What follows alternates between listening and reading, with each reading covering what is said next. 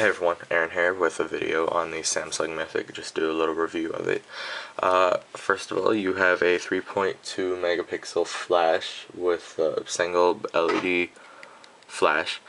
Has a 3 times zoom, and the back, yeah, it looks like you'll be able to tell it's like the black and then red, like you tilt it some and it looks red, and then you tilt it back and it looks black. It's pretty cool.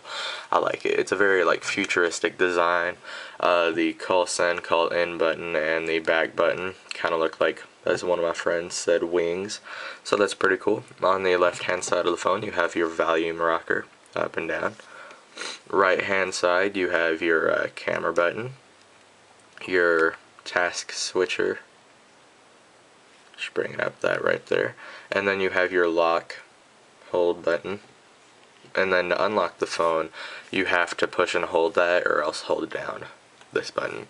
On the top you have your 3.5mm headphone jack right next to your mini USB port, or micro USB. So this phone has 3 different home screens to choose from. You can change the wallpapers for each. This is like, these wallpapers are like supposed to connect and make like one big picture. It's kind of neat. Then it has these widgets. When you get a new message, like it'll come up like there I have one missed event, and then it'll show like email messages and voicemail missed calls and everything, but I don't have any right now, so nothing comes up. You can drag the widgets around. Can't drag them from like screen to screen. You have to drag them back on the toolbar over to the side, and then see, there it is, and then go to the next screen, pull out the toolbar again and put it on that screen. And then going into the menus, there are 3 different sliding panels of menus here. You have your mobile TV, your music player, and video, all that good stuff. You have XM radio. Social networking is a big thing on this phone. The keyboard, let me show you that, because that's one of the biggest things about phones that I care about, especially touchscreen.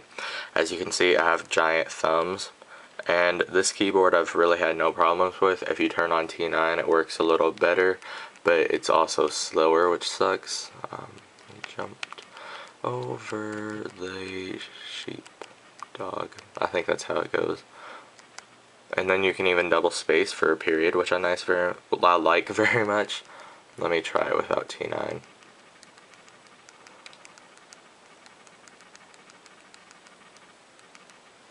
I don't know if you could hear that. It has haptic feedback, which means it vibrates when you touch it. So only one mistake for that. And I really do like the keyboard on this phone. It's one of the best I've had. Exit virtual keyboard without saving, yes. And the inbox and everything, it's just like a regular phone where it has them by date, and it's not conversation style or anything. The address on the phone is pretty nice. The screen responsiveness, it's decent. I mean, I've had better screens and everything, but it's pretty good. It is a 3.3-inch touchscreen.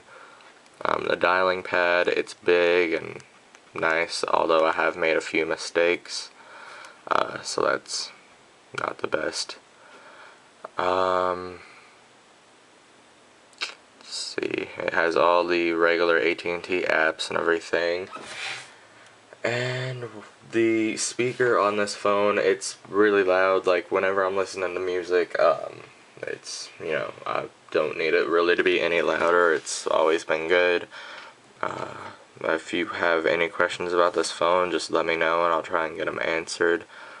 You have all your basic tools, voice recognition, record sounds, alarms, calendar, calculator, tip calculator, converter, memo pad, all that good stuff. And in the settings you have this neat thing called Smart Unlock for when you lock your phone. You can make it like, because I borrowed this phone from a friend, so these are pretty much like all of theirs. But let me show you one. It's locked. You can just do like draw M, an M, and it'll take you to your contacts or whatever you have set. Like If you draw a heart, it'll do something. If you do a star, hang on, yeah, it's not the best, but it works sometimes. It'll unlock it, or you can just program it to whatever you want. So that's just a neat feature about the phone, which I like. Go back into settings, and yeah, it has a quick tips page which will launch the browser. Internet browsing on this phone has been decent. It wasn't the best. There's definitely been better browsers on phones, but on the home screen they have mobile web, which it kind of sucks compared to the browser. I think it's like AT&T's version, and it takes longer. But to get to like the better browser, in my opinion, just real fast, sometimes when it's ending things, it'll take forever. And one time I remember I just had to take the battery out, so that's something to be aware of.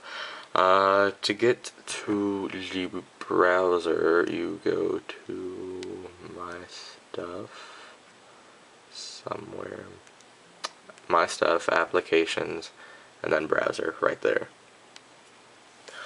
Something else about this phone, I don't know if everyone's having this trouble or not, but sometimes, it's been whenever I go to unlock it, it's been whenever I unlock it, hit menu, hit contacts, or dialer, it's just shut the phone off and restarted, so it's kind of a hassle.